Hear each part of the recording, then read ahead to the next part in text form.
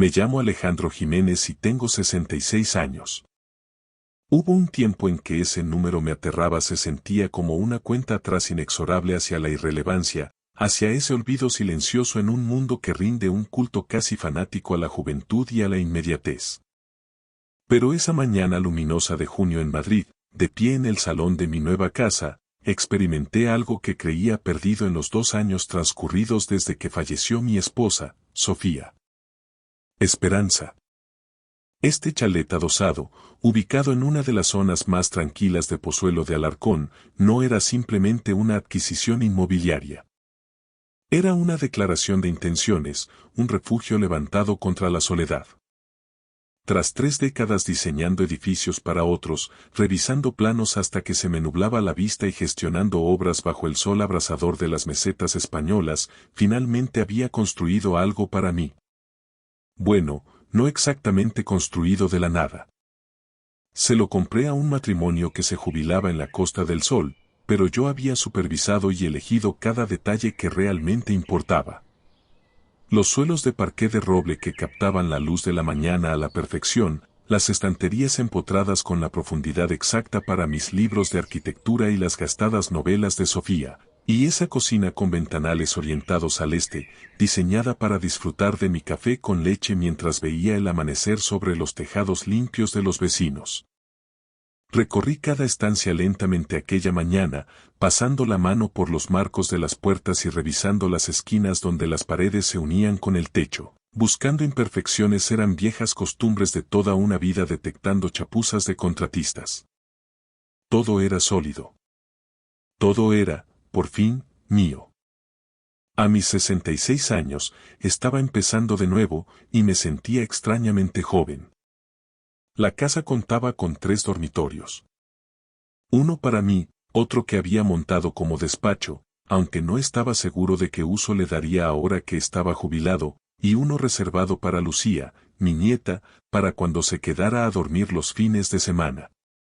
Lucía tenía 7 años y era un torbellino de energía y preguntas, con los ojos chispeantes de Sofía y la determinación inquebrantable de su madre. Ya le había instalado un pequeño escritorio para sus dibujos, y sus peluches estaban colocados sobre la cama como un jurado severo esperando a juzgar mis dotes decorativas. Mi hijo, Mateo, y su mujer, Olaya, vivían a escasos 20 minutos, en un piso en el barrio de Salamanca. Estaban lo suficientemente cerca para las comidas familiares de los domingos, pero lo bastante lejos como para no interferir en sus vidas, algo de lo que Sofía siempre me había advertido con sabiduría.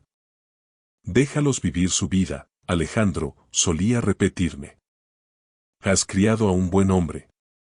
Confía en eso y en la distancia justa.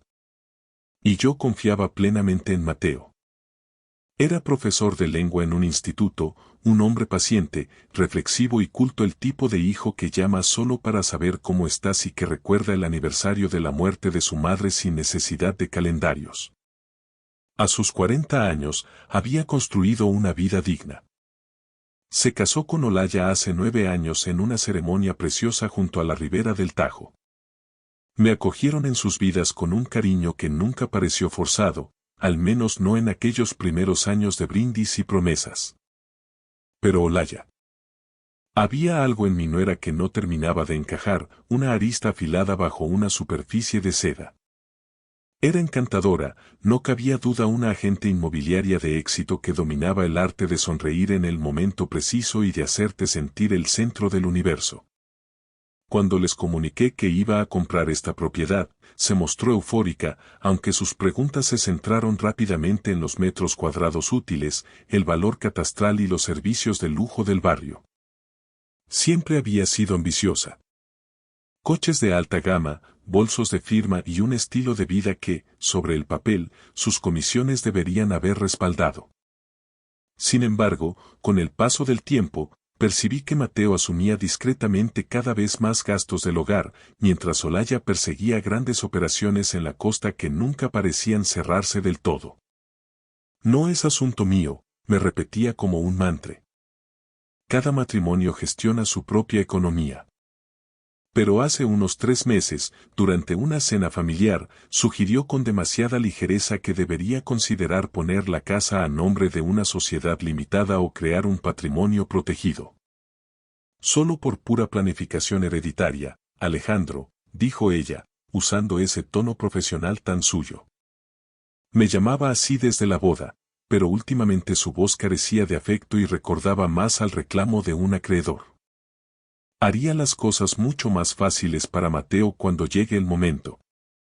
Ya sabes lo complicados, lentos y caros que son los trámites de sucesión en este país. Sonreí y cambié de tema con elegancia. Tenía 66 años, no 88.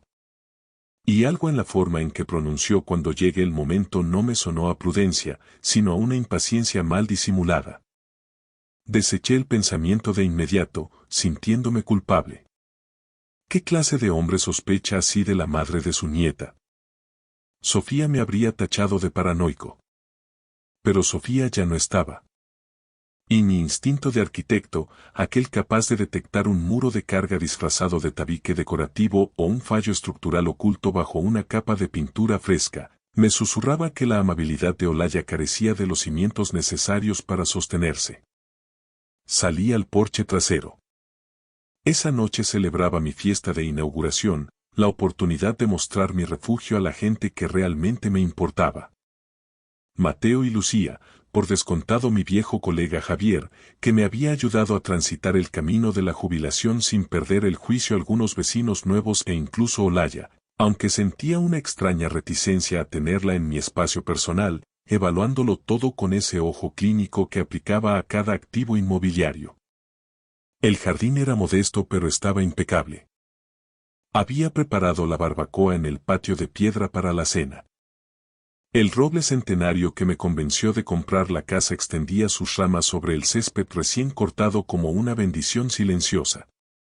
En el interior ya había dispuesto la cristalería y la vajilla, organizado los muebles para fomentar la conversación y comprado ese malta escocés que tanto le gustaba a Mateo.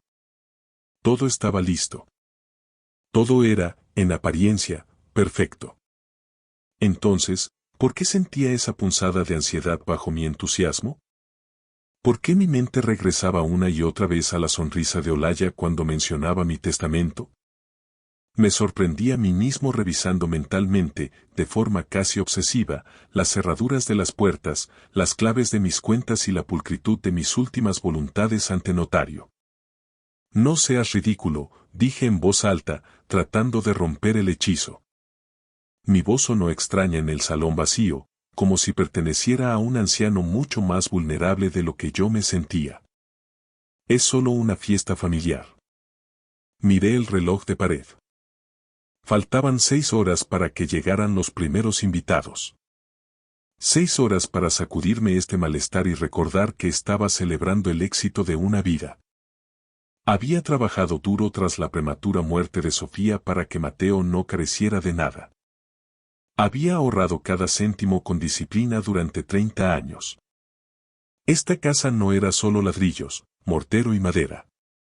Era la prueba tangible de que el sacrificio tiene un sentido, de que la paciencia tiene su recompensa y de que un hombre puede construir algo duradero incluso después de haberlo perdido casi todo. Esta noche se trataba de alegría, de nuevos comienzos y de mostrarle a mi hijo y a mi nieta que su abuelo estaba prosperando, no simplemente sobreviviendo al tiempo. Nadie me iba a arrebatar este momento de paz. El timbre de la entrada resonó con precisión a las 6:15 de la tarde. Siempre he valorado la puntualidad británica, un hábito forjado tras décadas de lidiar con plazos de ejecución de obra, donde un retraso de 15 minutos podía suponer la diferencia entre un proyecto entregado a tiempo o un absoluto caos de costes imprevistos. A través del ventanal del salón, distinguí la figura de Javier Fletcher en el porche. Portaba una botella de reserva en una mano y esa sonrisa fácil que siempre lucía como si fuera una chaqueta vieja, gastada y sumamente cómoda. Javier, a sus 65 años, es un contratista de la vieja escuela que ha levantado la mitad de los edificios que yo mismo diseñé en Madrid. Pasamos 30 años discutiendo a pie de obra sobre muros de carga, forjados y normativas municipales en algún punto de esa trayectoria. Nos convertimos en esos amigos que no necesitan llamarse cada semana para saber que el otro sigue ahí, vigilando los cimientos. Pasa, pasa, le invité, aceptando el vino con un gesto de agradecimiento. Has llegado antes de lo previsto. Quería echarle un vistazo al sitio antes de que llegue el resto del mundo, respondió él, recorriendo el salón con ojo experto. Tienes buen ojo para la estructura, Alejandro. Se nota que aquí no han escatimado en hormigón. Gradualmente, la casa comenzó a impregnarse de los sonidos que tanto había anhelado durante los meses de soledad. Risas compartidas, el tintineo cristalino del hielo en las copas y ese rumor constante de conversaciones cruzadas sobre el tráfico de la M40 o la inestabilidad del tiempo en la capital. De fondo, el jazz suave se mezclaba con el aroma de la barbacoa que empezaba a filtrarse desde el patio. Me encontraba rellenando el cubo de hielo en la cocina cuando el timbre volvió a sonar. Al asomarme, vi el coche de Mateo aparcado en la entrada y sentí ese golpe de alegría genuina que me invade siempre que mi hijo está cerca. Lucía, mi nieta, entró la primera como un auténtico torbellino, luciendo un vestido rosa y su Sofía rubia alborotada. «Abuelo, tu casa es gigante», exclamó con los ojos muy abiertos. «No es demasiado grande para ti, cariño», le respondí agachándome para abrazarla. «Ya sabes que tengo una habitación que lleva tu nombre». Mateo entró justo detrás de ella. A sus 38 años, conservaba esa postura característica de profesor, con los hombros ligeramente vencidos hacia adelante, un rastro físico de tantas noches corrigiendo exámenes de secundaria. «Papá, esto es perfecto», dijo, dándome un abrazo sincero. «A tu madre le habría encantado», murmuré, sintiendo un nudo en la garganta. «Sí, mucho», asintió él con una media sonrisa triste. Fue entonces cuando Olaya cruzó el umbral, y no venía sola. La acompañaba una mujer a la que no logré reconocer de inmediato. Mi nuera vestía un conjunto que gritaba exclusividad, una prenda que probablemente costaba más de lo que Mateo percibía en un mes de sueldo en el instituto. «Papá, ¿te acuerdas de Clara?», soltó Olaya con una sonrisa perfectamente ensayada para las cámaras. Nos ayudó con toda la logística de la boda. Me la encontré por casualidad la semana pasada e insistí en que se pasara por aquí. Clara Davidson me estrechó la mano con una firmeza inusual. Parecía rondar los 40 y tantos, con el cabello recogido con una eficiencia casi militar. Su apretón era seco y su mirada, directa y analítica, me recordó instantáneamente a la de un abogado de parte o un notario ante una firma complicada. Conforme avanzaba la velada, noté que Clara lanzaba preguntas que pretendían ser casuales pero que escondían un trasfondo técnico. Inquiría sobre los metros cuadrados totales, la tasación de la zona y mis planes específicos de jubilación. Parecía estar mapeando mi patrimonio con una precisión quirúrgica. Definitivamente, los organizadores de bodas no suelen mostrar tal interés por las carteras de inversión ajenas. «Papá, deja que te prepare algo especial». «¿Tu favorito? ¿Un old fashion?». La voz de Olaya cortó mis pensamientos como un bisturí. Se dirigió a la barra improvisada que yo había montado en la cocina. Me quedé observándola desde la distancia. Se desenvolvía con la seguridad de quien ha servido muchas copas en el pasado, pero lo que captó mi atención fueron sus manos. Preparó un vaso con un esmero excesivo, casi ritual, y lo depositó sobre una servilleta ligeramente apartada del resto de las bebidas. Por un breve segundo, su mirada se encontró con la mía, pero esquivó el contacto visual de inmediato, fingiendo que buscaba una rodaja de naranja. Lucía me tiró de la manga para que viera un dibujo de lo que ella llamaba mi castillo, pero sentí que se me erizaba la piel. Olaya se me acercaba ahora con el vaso de cristal en la mano, con el líquido ámbar oscilando suavemente bajo la luz LED de la cocina. Su sonrisa era impecable, pulida frente a un espejo, con esa calidez profesional de una agente inmobiliaria de élite que, sin embargo, nunca llega a calentar el alma de quien la recibe. Sus ojos, en cambio, me escrutaban como un contratista evalúa un edificio que ha sido marcado para una demolición inminente. Toma, Alejandro. Tal como a ti te gusta. Disfrútalo, me dijo, tendiéndome la copa como si fuera una ofrenda sagrada. Sentí el peso del cristal en la palma de mi mano y un escalofrío me recorrió la espalda. Algo en mi estómago se retorció de forma violenta. Era el mismo instinto primario que me alertaba cuando una viga maestra estaba desviada 1 centímetro o cuando los presupuestos de un proveedor parecían demasiado ventajosos para ser verdad. Lo disfrutaré en un momento, le contesté con calma, dejando la copa intacta sobre una mesa auxiliar. Primero tengo que saludar a los antiguos compañeros que acaban de llegar. Durante una fracción de segundo, la máscara de Olaya se agrietó, dejando ver una sombra de profunda decepción y frustración. Luego, con una rapidez asombrosa, la fachada volvió a su sitio. El timbre volvió a sonar, era un viejo colega de la facultad. Me giré hacia la entrada, profundamente agradecido por la interrupción. No vi a Mateo acercarse por detrás de mí. No vi el momento exacto en que, sediento, cogió un vaso de la mesa auxiliar. No vi cuál de ellos eligió. 15 minutos más tarde, me percaté de que Mateo se secaba el sudor de la frente con nerviosismo. Estaba inusualmente pálido. ¿Te encuentras bien, hijo? Le pregunté con preocupación. Sí. Solo que hace un calor insoportable aquí dentro, ¿no crees? Respondió mientras se aflojaba el nudo de la corbata. Su rostro presentaba una congestión extraña, rojiza. 10 minutos después, lo escuché en la cocina quejándose ante Olaya de que se sentía mareado y que le estallaba la cabeza.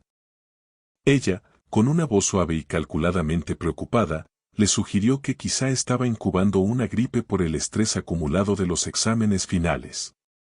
Yo lo observaba desde el marco de la puerta, sus movimientos eran lentos, torpes, carentes de su coordinación habitual.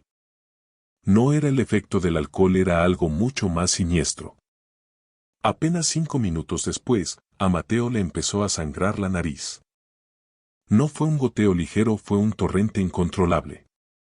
Agarró una servilleta de papel, luego otra, pero la sangre las empapaba en cuestión de segundos.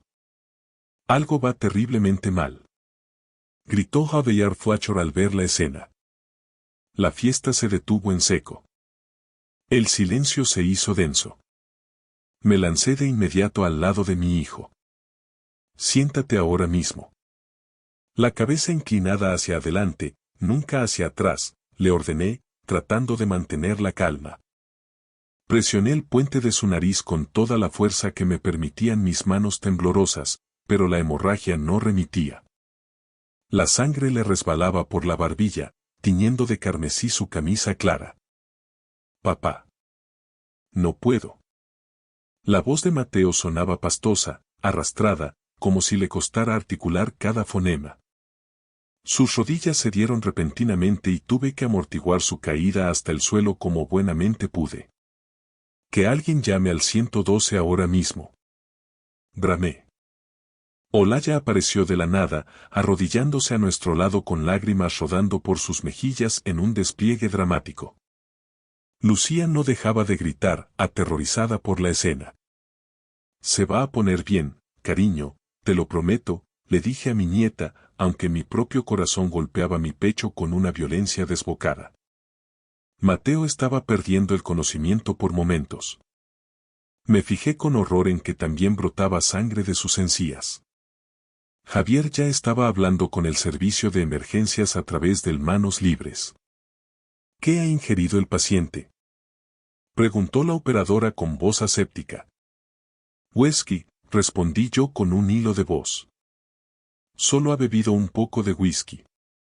Olaya emitió un grito desgarrador, sumamente convincente para cualquier observador externo. La miré fijamente y, por un brevísimo instante, nuestros ojos se anclaron. Los suyos estaban muy abiertos y húmedos, pero lo que se ocultaba en el fondo de aquella mirada no encajaba con el dolor de una esposa. La ambulancia tardó 8 minutos en llegar, con sus sirenas rasgando la paz residencial de Pozuelo. Posible sobredosis o intoxicación por anticoagulantes, murmuró uno de los sanitarios mientras monitorizaba las constantes vitales de mi hijo. La tensión arterial está cayendo en picado. Tenemos que movernos ya. Subí a la unidad móvil sin pensarlo. Olaya intentó subir también, pero el médico de guardia la frenó en seco. Solo se permitía un familiar directo en el traslado crítico. Mientras las puertas traseras se cerraban y la sirena volvía a rugir con furia, vi a Olaya de pie en el umbral de mi nueva casa, rodeada de invitados atónitos. Su rostro era una máscara perfecta de sufrimiento. Sin embargo, yo llevaba 3 décadas leyendo planos complejos, analizando la psicología de las personas y observando los espacios vacíos entre lo que se dice y lo que se hace. Y en aquel momento, mientras la ambulancia volaba en dirección al hospital Puerta de Hierro con la vida de mi hijo pendiendo de un hilo, un pensamiento atroz me consumió por completo. Aquella copa no iba dirigida a Mateo. Estaba destinada a matarme a mí. Las luces fluorescentes de las urgencias del hospital Puerta de Hierro eran despiadadas, de un blanco quirúrgico que desnudaba cualquier intento de mantener la compostura. Me desplomé en una de esas sillas de plástico de la sala de espera, piezas de mobiliario que parecen diseñadas específicamente para que nadie pueda hallar descanso ni consuelo. Javier se quedó a mi lado, permaneciendo como una presencia sólida, maciza y silenciosa, mientras que Olaya llegó apenas unos minutos después en su propio coche, con el rímel corrido por las mejillas y fingiendo un ataque de nervios tan histriónico que lograba acaparar las miradas de reproche y curiosidad de todos los presentes. ¿Cómo está? Por Dios, ¿han dicho algo los médicos? Sollozaba ella, aferrándose a mi antebrazo con una fuerza innecesaria, casi mecánica. Yo no pronuncié palabra. Me limité a observar mis manos, que aún conservaban restos de la sangre de mi hijo bajo las uñas. Los médicos de guardia habían sido brutales en su honestidad. Mateo había ingerido una dosis masiva de un raticida de nueva generación, un raticida compuesto por potentes anticoagulantes de acción prolongada. Es como si su sangre hubiera perdido la capacidad de coagular, se ha convertido literalmente en agua, me había explicado la doctora con una mezcla de cansancio y urgencia. Estaban intentando estabilizarlo mediante dosis masivas de vitamina K intravenosa y plasma fresco, pero advirtieron que las próximas 72 horas marcarían la diferencia entre la vida y el fallo multiorgánico. Voy a por un café, anuncié, zafándome de la presión de los dedos de Olaya con una frialdad que la dejó descolocada. No quería café. Necesitaba aire y, sobre todo, necesitaba pensar con la frialdad de quien analiza un colapso estructural.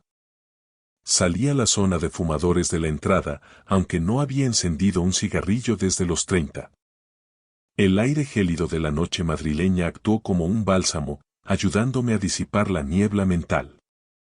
Si Mateo no hubiera cogido mi copa por un error del destino, el que estaría ahora en esa cama de la UCI, con los órganos fallando uno tras otro, sería yo. En ese momento, todas las piezas del rompecabezas empezaron a encajar con la precisión de un plano arquitectónico bien trazado. Recordé las insistentes sugerencias de Olaya sobre la sociedad limitada para gestionar la herencia y su repentino interés por la planificación sucesoria. Recordé a su supuesta amiga Clara, esa organizadora de eventos que me escrutaba como si estuviera tasando un solar urbanizable para una promoción de lujo. Todo era un esquema criminal perfecto. Si yo moría de forma accidental durante mi propia fiesta de inauguración, la casa de Pozuelo, mis ahorros de toda una vida y el generoso seguro de vida que aún mantenía pasarían íntegramente a Mateo. Y Mateo, confiado, vulnerable y profundamente enamorado, delegaría en Olaya la gestión de cada céntimo, permitiéndole así tapar los agujeros negros de sus deudas de agente inmobiliaria de alto standing. Alejandro, tienes que entrar ahora mismo. El hematólogo quiere hablar con nosotros, la voz de Javier me devolvió a la realidad. Su rostro estaba más serio que de costumbre. Entramos en el box de observación. Mateo estaba consciente, aunque presentaba una debilidad extrema que me partía el alma. Estaba conectado a una maraña de tubos y monitores que pitaban rítmicamente. Olaya se lanzó hacia el cabecero de la cama, rompiendo en un llanto dramático, pero Mateo, haciendo un esfuerzo que parecía sobrehumano, apartó su mano con un gesto lento pero definitivo. Sus ojos se clavaron en los míos con una claridad aterradora. «El vaso», susurró Mateo. Su voz era apenas un soplido pastoso, un hilo de sonido. «Papá». El sabor era extrañamente amargo. Noté cómo Olaya se tensaba visiblemente a mi lado, sus hombros se elevaron 1 milímetro. «Cariño, por favor, no te esfuerces en hablar. Estás muy confundido por la medicación y el choque», dijo ella con rapidez, intentando besarle la frente para silenciarlo. «Fuera», sentencié yo. Mi voz no fue un grito, pero llevaba la autoridad implacable de quien ha dirigido a cientos de hombres en obras de gran envergadura. «¿Qué dices?» «Alejandro, por favor, este no es el momento para...», balbuceó Olaya, tratando de recuperar su papel de esposa abnegada. «He dicho que salgas de esta habitación. Ahora mismo». Javier dio un paso al frente, escoltándola con una cortesía gélida y firme hacia la puerta de salida. Cuando nos quedamos a solas, con el único sonido de los monitores, me senté al lado de mi hijo y le tomé la mano. «Lo sé, Mateo. Lo sé todo. Quédate tranquilo». Ella me preguntó ayer. «¿Dónde guardabas la copia de las escrituras de la casa y el testamento?», logró decir Mateo, y una lágrima de pura traición rodó por su mejilla pálida. «No quise creerlo, papá. Pensé que era simple curiosidad profesional por su trabajo en la inmobiliaria. Me quedé velando su sueño toda la noche». A la mañana siguiente, mientras el equipo médico confirmaba que Mateo se estaba estabilizando gracias al tratamiento, tomé una determinación inquebrantable. No iba a permitir que fuéramos víctimas de su ambición. Como arquitecto, sé perfectamente que, a veces, para salvar la integridad de una estructura, es necesario demoler sin piedad las partes que están podridas. Llamé a un contacto de mis años de colaboración con la administración pública. Un antiguo inspector de la Policía Nacional, hoy jubilado y dedicado a la investigación privada de alto nivel. Le di una instrucción clara y directa. «Quiero que investigues hasta el último rincón de la vida de Olaya y de esa tal Clara Davidson. Busca deudas, embargos, procesos judiciales pendientes. Cualquier cosa que sus redes sociales y sus bolsos de diseño intenten ocultar». 2 días más tarde, Mateo recibió el alta médica bajo una vigilancia estricta. No regresó a su piso en el barrio de Salamanca, se instaló conmigo en la casa de Pozuelo. Olaya intentó acceder a la propiedad en varias ocasiones, gritando desde la acera sobre sus derechos conyugales y su amor incondicional, pero para entonces yo ya había cambiado todas las cerraduras, instalado cámaras de alta resolución y contratado a una empresa de seguridad privada. «Tienes que ser fuerte, hijo», le dije mientras le servía un caldo reparador en esa misma cocina que ella había pretendido convertir en mi tumba. «España es un estado de derecho, pero la justicia a veces camina con pies de plomo. Tenemos que ser mucho más rápidos y precisos que ellos». Mi investigador regresó con un dossier de un grosor alarmante. Olaya no solo acumulaba deudas personales, estaba siendo investigada discretamente por una estafa piramidal relacionada con promociones de lujo fantasmales en la Costa del Sol. Clara Davidson no era ninguna organizadora de eventos, era una testaferro profesional con antecedentes penales por falsedad documental y apropiación indebida. Estaban contra las cuerdas, asfixiadas por los acreedores, y necesitaban mi patrimonio de manera inmediata para no acabar entre rejas. Pero cometieron un error de cálculo fatal. Olvidaron que un hombre de 66 años que ha sobrevivido a la pérdida del amor de su vida y a 3 décadas en una industria tan despiadada como la construcción, no se asusta ante las amenazas. Mateo, dije, depositando el informe sobre la mesa de madera de roble, vamos a devolverles el golpe. Pero lo haremos a mi manera. Con rigor técnico, sin dejar huellas y con una precisión que no verán venir. El plan que diseñamos no consistía en una venganza visceral ni desordenada, sino en una demolición controlada, de esas que se ejecutan piso por piso para no dañar las estructuras colindantes. Mateo todavía arrastraba las secuelas físicas del veneno, pero la magnitud de la traición le había otorgado una lucidez gélida, casi quirúrgica. Decidimos tenderles una trampa utilizando su propia codicia desmedida como cebo irresistible. Hice que mi abogado de confianza redactara un borrador de testamento y un acta de poder preventivo falso, un documento que, en teoría, otorgaba a Olaya el control total de todos mis activos financieros y propiedades en caso de una supuesta incapacidad sobrevenida. Era el documento que ella siempre había soñado. Luego, con una voz que fingía fatiga y derrota, invité a Olaya a una reunión en mi despacho de Pozuelo, bajo el pretexto de una reconciliación familiar definitiva por el bienestar emocional de la pequeña Lucía. Ella se presentó puntual, escoltada por Clara Davidson. Olaya vestía de un luto riguroso y estratégico, con los párpados forzadamente hinchados, interpretando a la perfección el papel de la esposa devota e injustamente ultrajada por las sospechas de un suegro senil. Alejandro, me desgarra el alma que llegaras a pensar que yo pude tener algo que ver, comenzó a decir, secándose una lágrima invisible con un pañuelo de seda.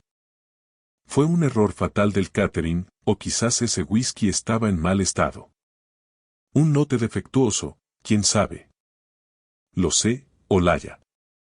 Los nervios y la edad me traicionaron, respondí, impostando mi mejor tono de anciano cansado y sobrepasado por las circunstancias. Solo quiero que Mateo se recupere y que esta familia no se desmorone.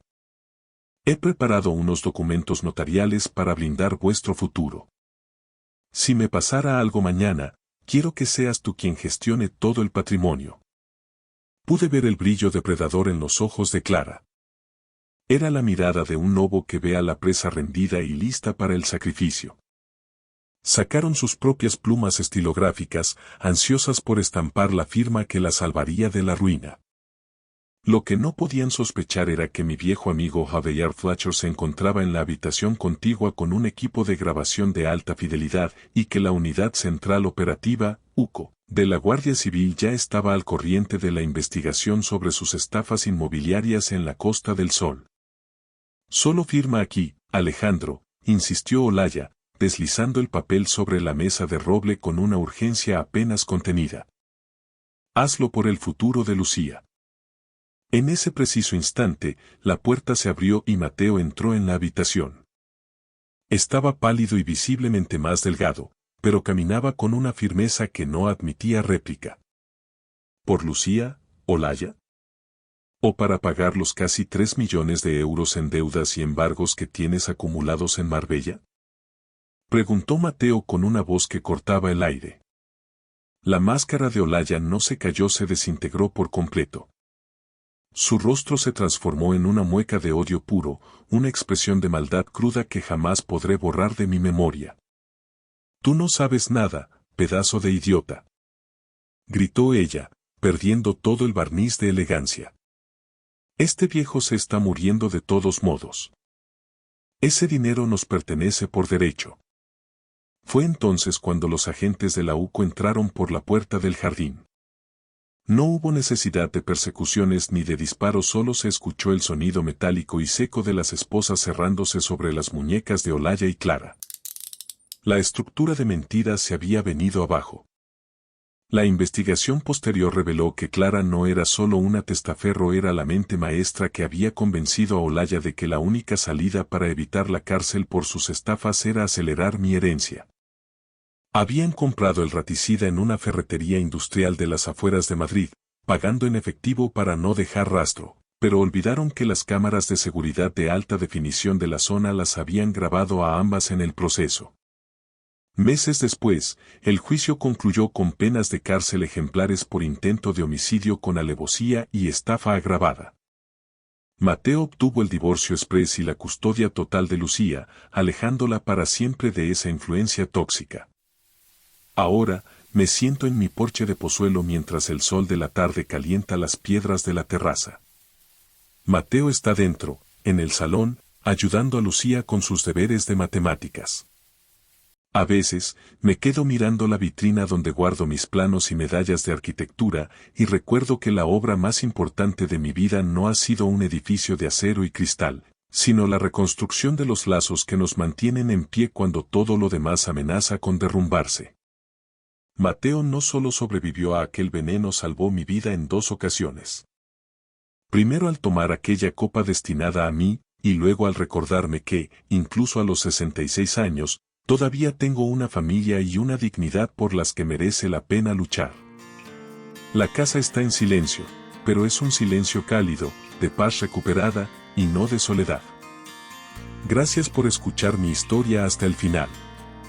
Si resonó contigo, dale like, escribe en los comentarios qué fue lo que más te tocó y no olvides decir de dónde eres. Suscríbete al canal, vienen muchas más historias.